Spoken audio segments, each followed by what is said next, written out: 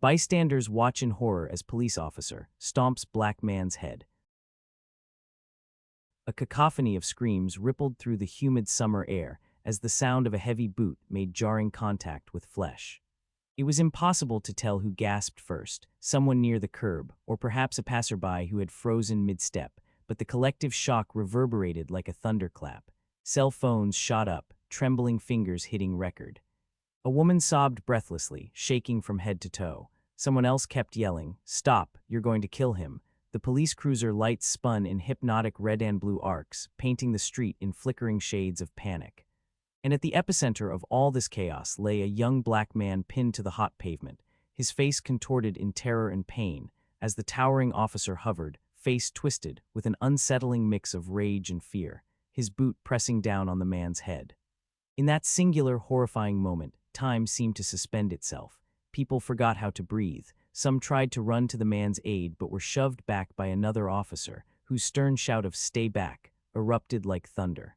Somewhere a car's horn blared endlessly, the driver having witnessed the scene and frozen in shock, leaving their hand jammed on the wheel. The biting scent of burnt rubber from tires, the tang of heated asphalt, and the acrid smell of fear hung thick in the air. No one knew what had ignited this nightmare. It didn't matter at that instant. All that mattered was the man on the ground, screaming for mercy, and the officer's foot pressing more forcefully with each passing second. His name was Malik, a thoughtful, soft-spoken nursing student who worked part-time at a community clinic. Tall and lean, with warm, gentle eyes, Malik had never sought trouble in his life. He was the kid who stayed after class to help teachers clean chalkboards, the who volunteered extra shifts so someone else could visit family, the neighbor who carried groceries for the elderly. He had dreams of finishing school, of becoming a travel nurse, and eventually starting a mobile clinic to serve underprivileged areas. None of those dreams, however, meant anything in the moment the officer's boot pinned him to the ground, grinding the side of his face into the coarse asphalt. Officer Henderson, the man behind the shiny badge, had arrived on the scene in response to a vague call about a disturbance outside a corner bodega. Neighborhood tensions were running high, as they often did in the summer heat. People emerged from tiny apartments to seek relief on the sidewalk. Music blared from open windows. Children squabbled over battered basketballs in the street. A few minutes earlier, a phone call had come in reporting suspicious activity, though no further details were provided.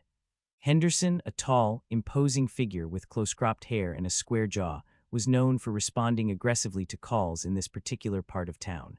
He wore a permanent scowl, as though the world was forever on the brink of chaos, and only his iron will kept it in check. On this day, he arrived with a tension coiled inside him that no one realized would unravel so violently. Malik had been standing by the bodega, holding a soda and chatting with a friend, when the patrol car screeched to a halt. Officer Henderson's partner, Officer Daniel, stepped out first. A younger officer with a watchful gaze and a slight build scanned the surroundings. He saw a group of people lingering but no immediate sign of crime. Henderson, however, went straight to Malik, demanding identification in a terse, clipped voice that carried an unspoken warning, "Comply or else." Malik, startled, fumbled for his wallet. Perhaps it was because his hands shook too much, or the tension in the air made him move an inch too slow, but Henderson took it as resistance. Without warning, the officer slammed him against the bodega's brick wall. Within seconds, Malik was on the ground, face pressed into the pavement. Shouts erupted from onlookers. Video started rolling. What happened next felt unreal, as though every single witness had simultaneously fallen into a nightmare they couldn't wake from. Malik gasped, arms pinned behind him, face contorted in pain, while Henderson barked accusations about resisting arrest. People crowded in, voices melding into chaotic pleas and protests. Malik's friend, a short, stocky man named, shouted for Henderson to let Malik go. That was when Henderson's fuse seemed to catch flame. His eyes bulged wide, and he roared something unintelligible. Then, with a rage that no one had anticipated, he raised his foot and stomped down on Malik's head. The collective horror was immediate and deafening. A woman screamed, her voice breaking. Cell phone cameras trembled and captured every gruesome detail from multiple angles. Terror seized the crowd. Somewhere behind the line of stunned onlookers, an older man removed his cap, pressing it to his chest as though in prayer. The traffic on the street slowed to a crawl, drivers craning their necks to see what was happening. A mother yanked her small child close, shielding the little one's eyes while tears streamed down her own cheeks. The very moment Henderson's boot connected with Malik's skull, it felt like the entire world split open, bearing the raw nerve of every injustice that had come before, and then, in one abrupt move, shoved Henderson away. Enough. He shouted, panic quivering in his voice. His face had gone pale. He stepped in front of Malik's motionless body. Henderson's chest heaved like a bull about to charge. For a second, time froze again, their eyes locked. Henderson's face brimmed with anger, and a flicker of fear at having crossed a line that should never be crossed. Stood with his arms out, torn between loyalty to his partner and the horrifying realization of what had just occurred. In that suspended moment, Malik lay still, only the faint rise and fall of his chest indicating he was still alive. Suddenly, more sirens wailed in the distance, drawing closer. Bystanders scrambled back as additional police cars screeched to a stop, uniformed officers spilling out. Some tried to herd the crowd away. Others knelt around Malik, who now barely moved. A hush fell over the onlookers like the calm after a deadly storm, though you could still feel the shock and outrage simmering in their eyes. People wept openly. People muttered curses under their breath. Some shouted that it was murder. Some remained paralyzed, phones clutched in trembling hands, not sure what to do besides film. News of the brutality was traveling at lightning speed. Texts were flying, social media posts were popping up, videos were being shared in real time. The city's heartbeat grew faster with each passing second, a collective horror galvanizing into something that, soon enough, would catch fire across every street corner. An ambulance arrived with a wail that cut through the thick summer air. Paramedics rushed to Malik's side, carefully lifting him onto a stretcher. Blood matted the side of his head. His eyes opened for a fraction of a second, unfocused and glazed with shock. He tried to say something, but all that came out was a breathy rasp. He looked at the paramedics, then at the swirl of bystanders and police lights, and drifted back into darkness. The paramedics hustled, their expressions grim as they placed him in the back of the ambulance. In the haze, Malik's face lingered in everyone's minds, the agony, the terror, the disbelief that such a thing could happen to him, right here, in broad daylight, in front of so many witnesses. Officer Henderson stood alone for a moment, seemingly frozen. His chest still rose and fell rapidly, adrenaline pumping through his veins.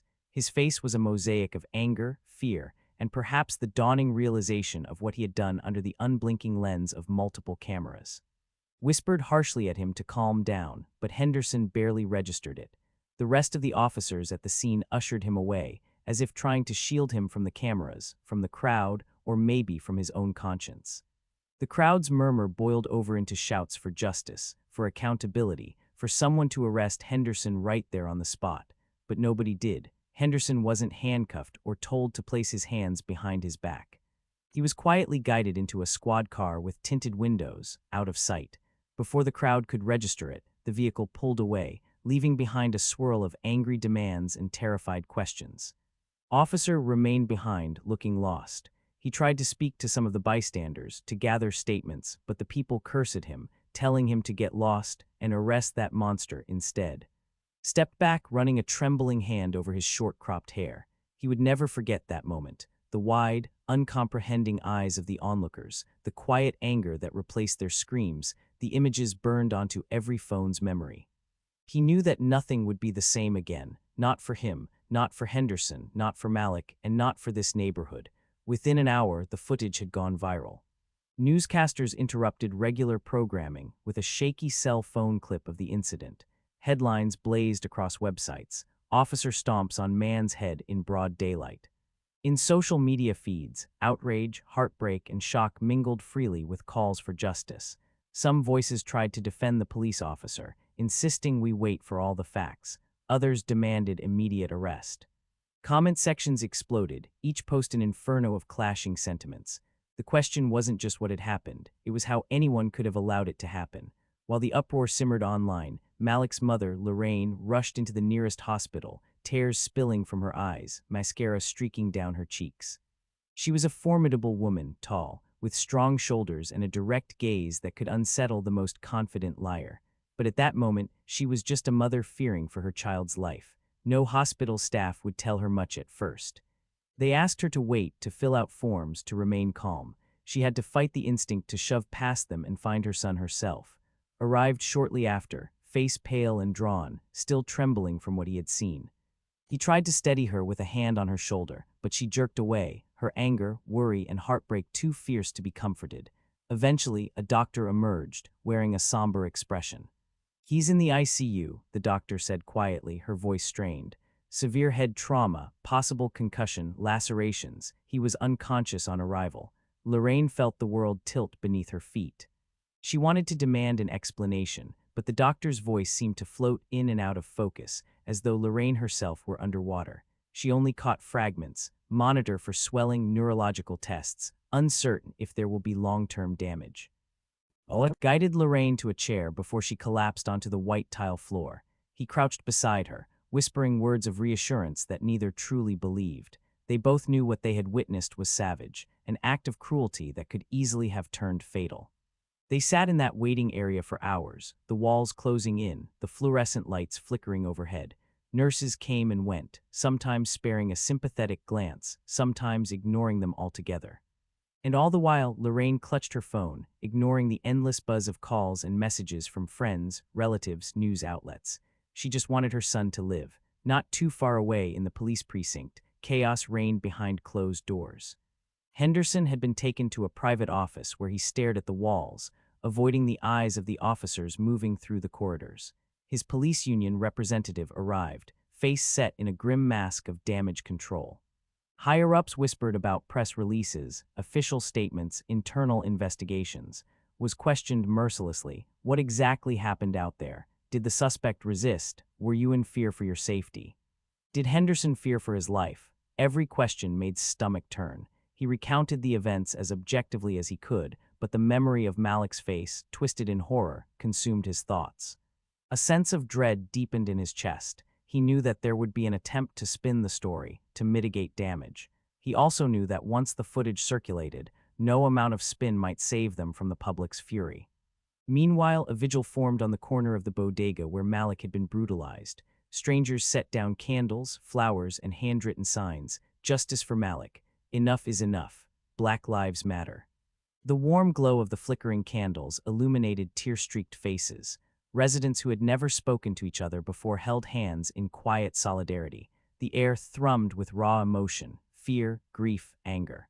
Children clung to their parents, not fully understanding the gravity of what had happened, but sensing the tension coursing through the adults. Others stood in solemn silence, letting the weight of this event sink in, aware that for every candle lit, there was an unspoken call for accountability. Late that night, Lorraine was finally permitted a brief visit to Malik. The ICU was an austere place, monitors beeping softly, the smell of antiseptic stinging her nose. Malik lay in the narrow bed, an oxygen mask over his face, bandages around his head. The left side of his face was swollen and bruised. A trickle of dried blood clung to the edge of his hairline. Lorraine's breath caught in her throat. She placed a trembling hand over his, which felt cool and unmoving. She whispered his name, her voice cracking. He didn't stir. As she stood there, face pressed close to her son's motionless form, anger welled up, fighting with heartbreak for prominence in her soul. She wanted to tear down the walls of that hospital, march to the police station, and demand justice that very minute. But she couldn't leave him, not while he lay so vulnerable. She had heard the horror stories, young men who were brutalized, left with permanent brain damage or worse. Fear needled its way into every corner of her mind. Malik's future, so full of promise, dangled precariously. How had it come to this? In the days that followed, the city became an unrestrained flashpoint of public outrage. Protesters marched through the streets chanting Malik's name, demanding that Henderson be fired, indicted, charged, convicted. Signs and banners waved in the summer air. People from all walks of life joined, forming a massive wave of solidarity that refused to be ignored. Journalists descended on the neighborhood. Reporters crowded around the bodega, filming segments at the now-flourishing memorial, where more candles and flowers piled up each hour. Community leaders gave impassioned speeches, tears in their eyes, urging nonviolent protest and real reform. For those who lived on that block, life turned into a daily demonstration. Helicopters hovered overhead, news vans lined the sidewalks, the hum of voices and chanting never ceased. Some nights the protests grew so large that riot police were called in. Tear gas wafted through the streets. Bystanders coughed and shielded their eyes, but the crowds came back the next day and the next, refusing to let the story fade. Deep within the precinct, the tension among officers was palpable. Some bristled at the protests, feeling under siege by a public they believed didn't understand the day-to-day pressures of policing. Others felt an uneasy stirring of conscience, shaken by the brutality captured on video. Officer, in particular, found himself haunted by nightmares. Sleep offered no escape from the image of Henderson's boot connecting with Malik's head. Every time blinked, he saw Malik's eyes, wide with horror. He tried to speak up, to confide in a few colleagues that what happened was undeniably wrong. Some listened, guilt flickering in their expressions. Others shut him down, telling him to remember the blue code, to stand by his partner. The internal affairs investigation loomed and was stuck in a moral limbo: tell the truth and risk being ostracized, or lie and become complicit in a monstrous act. Meanwhile, in the hospital, Malik woke for brief moments of confusion and pain. He asked for his mother, slurring words that came out thick from medication and trauma. Sometimes he wept without understanding why. The doctors worried about possible skull fractures, neurological damage. Lorraine rarely left his side, sleeping upright in a chair, phone in hand. She was in constant contact with attorneys, civil rights organizations, and supportive community members. Each time Malik opened his eyes, she would lean in, smoothing a hand over his forehead, whispering, "It's going to be okay," even though uncertainty gnawed at her every heartbeat. The specter of permanent injury or a lengthy recovery cast a long, dark shadow over the future. But a spark of hope emerged one afternoon when Malik managed to speak in full sentences. His voice was hoarse, but he recognized his mother, squeezed her hand. She sobbed with relief, planting kisses on his bruised cheeks. A nurse came in to check vitals, tears glistening in her own eyes as she saw their small sign of progress. A day later, Malik could sit up with assistance. The swelling in his face went down slightly. The bruises, though ghastly, began to fade from deep purple to a sickly yellow at the edges, a sign of healing. Each small step forward felt like a miracle. He hurt everywhere, felt disoriented and weak, but he was alive, and that was a triumph no one could take away. Through whispered conversations, Malik learned about the protests. His eyes brimmed with tears when Lorraine told him how hundreds, then thousands, of people were marching in his name, demanding justice. He couldn't quite believe it. He felt a surge of gratitude, yet also a heavy sense of responsibility and dread. For so long, he had been focused on his nursing studies, on saving lives. He never imagined he would become a symbol of police brutality, his name on placards, his face on the news, a living testament to the cost of unchecked power. His heart thundered at the thought of the videos circulating online, with him in the center, helpless beneath that stomping boot. But the outcry was not only local. Voices from other cities joined in, reminiscent of so many past tragedies. Hashtags with Malik's name trended on Twitter, celebrities tweeted their support, civil rights attorneys demanded urgent legal action. Under mounting pressure, the mayor held a press conference, promising a swift and impartial investigation. The chief of police stood beside him, lines of worry etched into his face. He announced that Officer Henderson was on administrative leave pending the outcome of the internal investigation. The public was not satisfied. Chants of "arrest him" thundered outside the building. Many in the crowd argued that if any ordinary citizen had stomped on someone's head, they would already be behind bars, not sitting at home with pay. Inside the family's small apartment, mail piled up on the table, along with more letters of support than Lorraine could handle at once. She would sift through them at night, tears in her eyes, reading heartfelt words from strangers offering prayers, solidarity, financial assistance. Each letter was a small beacon of hope cutting through the swirling darkness. But the letters that rattled her were those scrawled with hateful words, anonymous threats, vile language, telling them to stay in your place or face worse consequences. She tried hiding them from Malik, but eventually he discovered the hateful notes when flipping through the piles. His face hardened with an anger Lorraine had never seen in him before. He just stared silently at the cruel words, lips pressed together, a muscle twitching in his jaw. Finally, he crumpled the letters in his hands and stared out the window, lost in thought. During that time, Officer found an unexpected ally in Sergeant Moss, an officer who had built her career advocating for fair policing reforms. She was a well-respected figure within the department, known for her calm demeanor and strong moral compass. When Moss heard what had happened from every chilling detail, she decided something had to be done. They met privately in the quiet corners of the precinct after hours, their voices low. Confessed his guilt, how he wished he had stopped Henderson sooner. Moss told him that going along with a cover-up would destroy him, both as an officer and as a human being. She encouraged him to tell the truth, no matter the repercussions. Wrestled with the decision, betray the blue wall of silence or betray his own conscience. He feared the backlash from fellow officers, but every time he closed his eyes, he saw Malik's blood on the pavement. A hearing was scheduled at City Hall to address the case. The city's district attorney wanted to determine whether criminal charges would be filed against Officer Henderson. The hearing day arrived amidst a swell of tension that engulfed the city. Protesters and counter-protesters flooded the sidewalks. Police barricades lined the perimeter, and a line of officers stood stoically, helmets at the ready. Journalists clamored for interviews. Lorraine helped Malik, who insisted on being there in person despite doctors advising otherwise.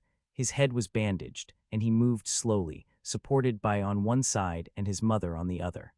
When they approached the building, the crowd erupted into thunderous applause and chants of support. Malik, overwhelmed, felt tears burn at the corners of his eyes. It was a surreal experience. He was just a nursing student, now thrust into a maelstrom of publicity and activism he'd never imagined.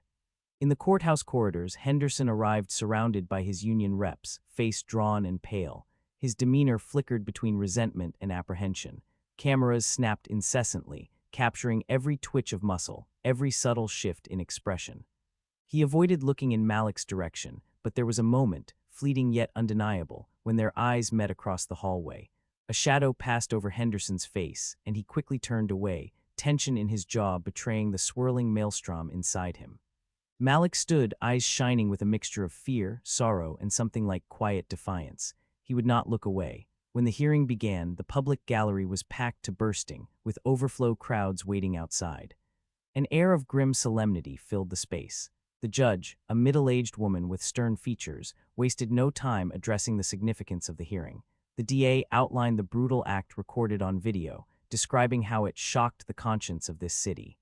Henderson's lawyer tried to object, insisting on the necessity of contextual evidence, implying Malik had been resisting arrest and was potentially dangerous. A ripple of outrage spread through the spectators. Many had watched the video countless times and had seen no sign of Malik posing any threat. Officer, called as a witness, took the stand. His hands shook, beads of sweat formed on his brow. He knew the entire room hung on his testimony. The first few questions were procedural, his length of service, his role as Henderson's partner. Then came the critical question, Officer, did Mr. resist arrest or exhibit violent behavior prior to being forced to the ground? Swallowed hard, his heart pounding so loudly in his ears he feared the microphone might pick it up. He glanced at Moss, seated in the back, her gaze unwavering and supportive. In that instant, memories of Malik's pleading eyes burst through his mind. He took a shaky breath and answered, no, he did not. Silence gripped the courtroom, so absolute it felt like all oxygen had been sucked away. Henderson's lawyer immediately objected, but the judge overruled. Continued, words tumbling out in a tortured confession. He described how Henderson had escalated the situation, how Malik had been pinned, how Henderson's foot had come down on Malik's head. The detail was excruciating. In the gallery, Malik closed his eyes, reliving the trauma. Lorraine stifled a sob in her sleeve, tears streaming down her cheeks. Henderson's face went from anger to horror to stony resignation. The final question from the DA sealed it. Officer, are you stating under oath that Officer Henderson's use of force was unprovoked and excessive? The pause seemed eternal, then nodded, voice trembling. Yes, that's exactly what I'm saying. The resulting uproar caused the judge to bang her gavel, demanding order. News reporters rushed to get statements. Outside, the throngs erupted into cheers, but in the hush of the courthouse, tension hung thick. The DA indicated they intended to file charges for assault and official misconduct against Henderson. The judge, stoic-faced, set a date for the next proceeding. Henderson's lawyer tried to argue for leniency, but the brutality in the footage, coupled with testimony, made it clear that the case had irrevocably shifted. As officers escorted Henderson out, chants from outside penetrated the marble walls, echoing in the corridors like a roaring tide. A sense of vindication flickered in Malik's mind, but it was weighed down by a tremendous exhaustion. He felt Lorraine's hand on his shoulder. She whispered that she was proud of him, proud of his courage just to show up. Gave him a steady nod. Despite the pain in his body and the swirl of cameras, Malik felt a tiny spark of hope. Justice, while never guaranteed, at least seemed possible now. Yet deep down, he knew the road ahead would be long and difficult, fraught with legal battles, medical treatments, and emotional scars that might never fully heal. Back at the hospital that evening, Malik collapsed into his bed, drained by the day's events. Nurses fluttered around him, checking vitals, administering pain medication. Lorraine sat by his side, stroking his arm gently. He gazed at the ceiling, replaying every moment of the hearing in his mind. It felt like a surreal, out-of-body experience, as though this was someone else's nightmare. How had a simple trip to the bodega turned into a national headline, a fight for justice that so many people were now watching? In another corner of the city, Officer returned to an empty home, plagued by anxiety about possible retaliation from fellow officers. He glanced around his living room with a sense of foreboding. He understood the gravity of crossing the thin blue line, of publicly testifying against his partner. A heavy silence filled his small apartment. Even if he believed he had done the right thing, he was certain he had also made enemies who once called him brother. As days rolled on, the city braced for the official charges. Demonstrations continued, though they took on a more hopeful note. People saw signs that the system might, for once, hold an officer accountable for brutal violence. Lorraine, guided by civil rights attorneys, filed a lawsuit against the department. Legal complexities, but an outpouring of public support and fundraising helped ease the financial burden of Malik's medical expenses and mounting bills. Still, Malik was far from recovered. Some nights he woke up screaming, hands flying to his head where the phantom pressure of a boot haunted him.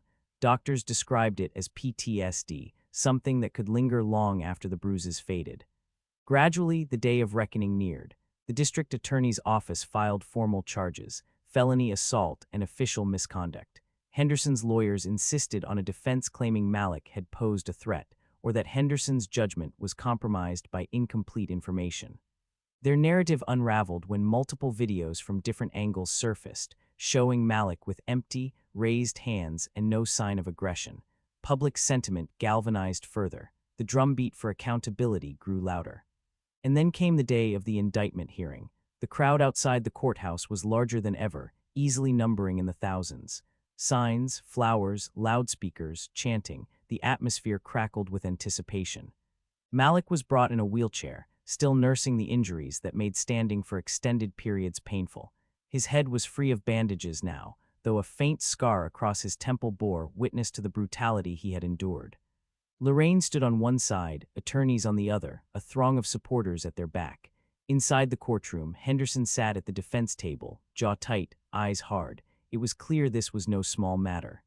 The entire city watched, jaws clenched. The judge, flanked by a grand jury's decision, proclaimed there was sufficient evidence to go to trial. A collective exhale rushed through the gallery, an acknowledgement that, for once, an officer who committed a blatant act of brutality would face a criminal trial. As Henderson was escorted out, chants of justice for Malik again rose from the crowd outside. Lorraine hugged her son, relief coursing through her. It was a step, perhaps just the first step, but it was real. Malik's eyes welled up, a storm of emotions swirling inside him, gratitude, lingering fear, and the ache of knowing a trial would dredge up every excruciating detail. In the weeks that followed, the city found a fragile balance. Protests continued but were generally peaceful. Dialogue about police reform gained traction, with officials promising to review training, use of force policies, and oversight mechanisms. Walls that once seemed impenetrable to scrutiny began to show cracks. Officers like Sergeant Moss stepped forward, advocating for internal changes. The community's voice grew too loud to ignore. Town halls were held, with fiery debate on all sides. Malik's health slowly improved, aided by physical therapy. The headaches persisted, the nightmares too, but each day he felt a bit stronger. He returned to reading his nursing textbooks, the pages comforting him with a sense of normalcy and a reminder of his dream to help others heal. Sometimes, though, he would pause mid-sentence, fingers trembling, as images of the Stomp flashed through his mind. A counselor told him that trauma healing is a marathon, not a sprint, and that it was okay to not be okay sometimes. Those words felt both alien and oddly reassuring. Then, at long last, the trial date arrived, a media spectacle that riveted the nation. Television cameras camped outside the courthouse. Journalists offered breathless updates. Henderson, flanked by an entire legal defense team, walked in wearing a sharp suit. Malik arrived in a crisp shirt and slacks, still preferring the wheelchair for long distances, with Lorraine at his side. The weight of public attention pressed down on everyone. The prosecution laid out the evidence with brutal clarity, playing the videos, freeze-framing the moment the boot connected with Malik's head. Gasps rippled through the courtroom. Malik blinked back tears as the footage played, feeling nauseated by the memory, the abrupt horror of it. Henderson's defense attorneys tried to paint the incident as a split-second decision, an overreaction in a chaotic situation. They pointed to police training manuals about dynamic threats and insisted Malik had made gestures that Henderson interpreted as threatening, but multiple witnesses otherwise recounted how Malik had been reaching for his ID. Several bystanders, Malik did not resist.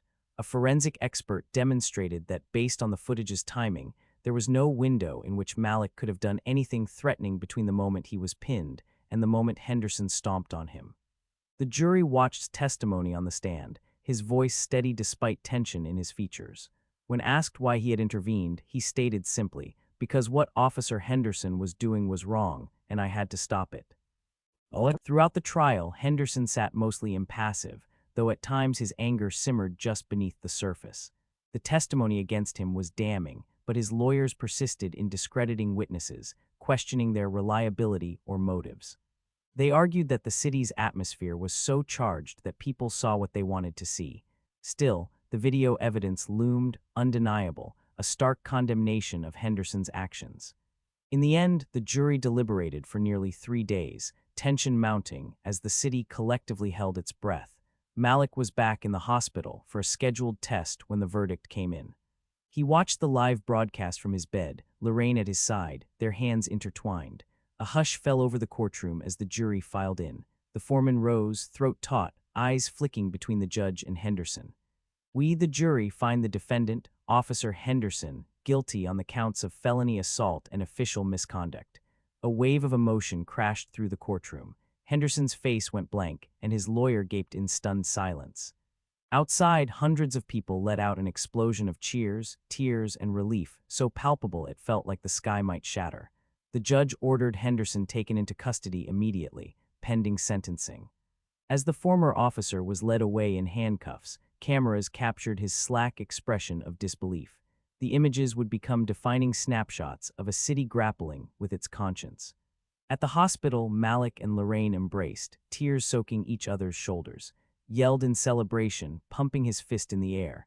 Nurses passing by paused to clap, to share in the moment. Across social media, messages of triumph poured in, although some corners of the internet raged at the verdict, labeling it a witch hunt. Still, for many, it felt like the start of a small but significant step toward accountability.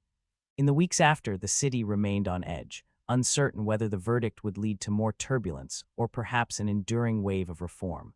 The police department publicly announced new measures, including mandated de-escalation training and a thorough review of use of force incidents. Some hailed this as progress, others saw it as insufficient.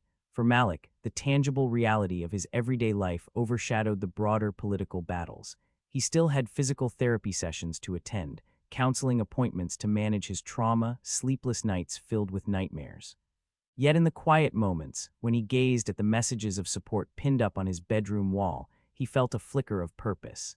He considered shifting his nursing focus to trauma care, wanting to help others who faced violence and injustice.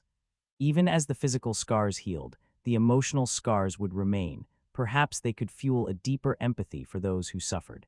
Sentencing day arrived with subdued fanfare compared to the trial's climax. Henderson, dressed in prison orange, stood before the court with his shoulders slumped, an echo of the once confident stance he'd displayed on the street. The judge was stern, citing the severity of the assault, the blatant betrayal of public trust, and the irreparable harm done to Malik. Henderson received a prison sentence, enough years to signal the gravity of his crime, but leaving the exact duration to the discretion of the law. A hush swept the courtroom as the gavel fell, finalizing Henderson's fate. Malik watched from a nearby seat, wheelchair beside him.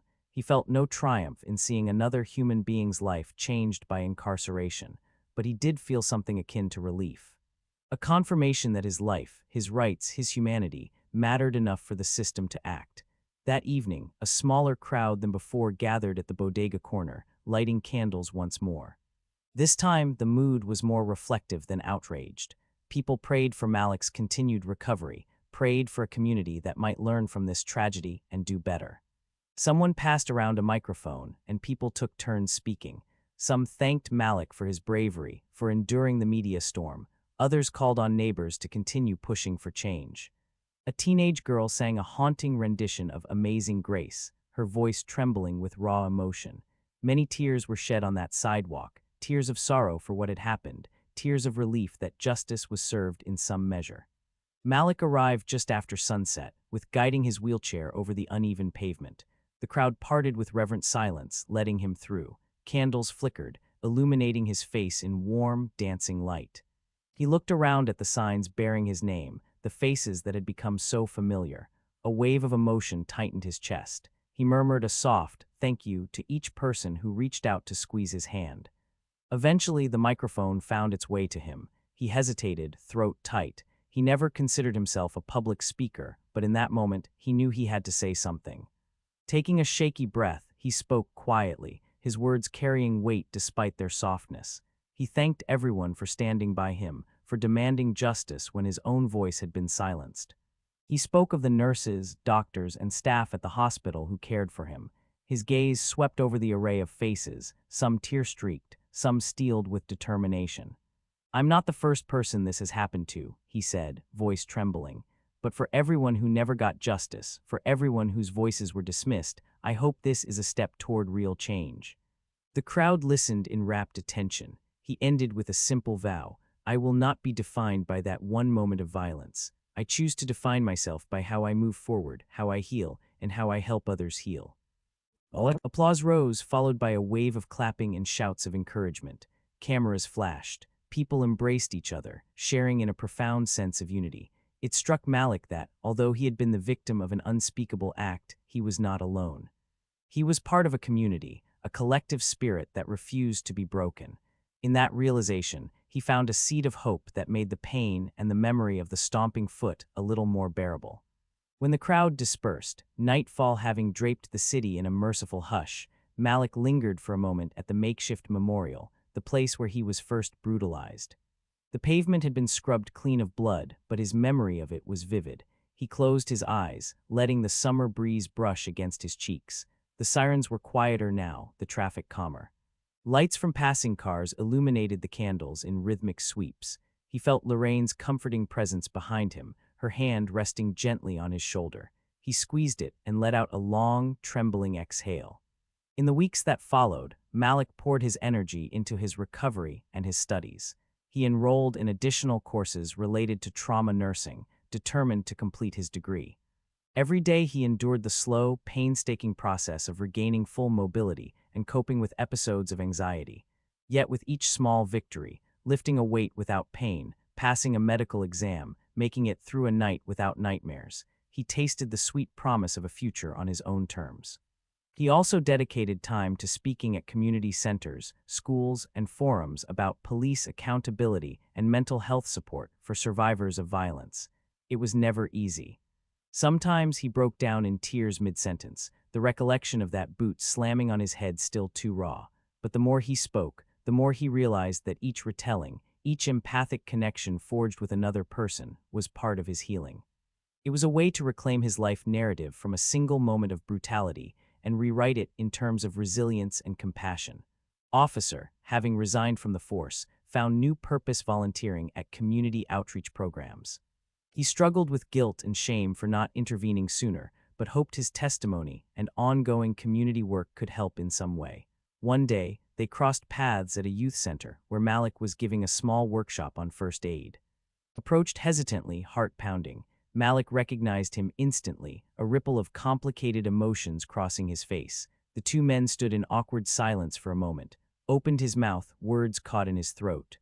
Finally, all he managed was, "I'm so sorry." Malik studied him for a long moment, then nodded, extending a tentative handshake. He didn't say, "I forgive you," but there was understanding in his eyes. Some wounds would take longer to heal than others. Months passed, the city resumed its rhythms. the daily commute, the storefront bustle, children playing on sidewalks. But beneath that normalcy lay the memory of a brutal event that awakened a collective conscience. Some pressing for deeper reform felt a renewed vigor, refusing to let the momentum die. Others resisted, believing the conviction of one bad apple solved the problem. Debates raged on, even as life moved forward. Malik's story remained a catalyst, a reminder that ignoring injustice carried its own heavy price. Eventually, Malik graduated with honors from nursing school. Walking across that stage, amid thunderous applause, he felt more pride and gratitude than words could express. When he accepted his diploma, he thought of the countless hours of study, the nights of pain and flashbacks, the unwavering support of his mother. He also thought of those who never lived to see their day of justice, and he promised himself he would keep advocating in their name. After his graduation, he volunteered for a traveling clinic project, just as he had once dreamed. He found himself in rural communities, remote towns, providing healthcare to people who rarely saw a medical professional.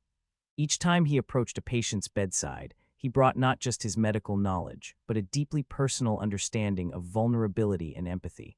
In their eyes, he often saw reflections of fear, hope, and resilience that reminded him of his own journey. And in each of those connections, he found new layers of healing. Every year on the anniversary of the incident, a vigil was held outside the bodega. People gathered with candles once again, not just to mourn what happened to Malik, but to remember every life that had been or lost to unjust violence. Poems were read, songs were sung, stories were shared about progress and setbacks. Malik, if he was in town, quietly attended, sometimes speaking briefly, sometimes just standing in the crowd. It was never about reliving the trauma. It was about honoring the lessons learned and fueling the push for a more just society. For Lorraine, seeing her son thrive was the ultimate relief. She could finally breathe freely, though she'd never erase the memory of nearly losing him.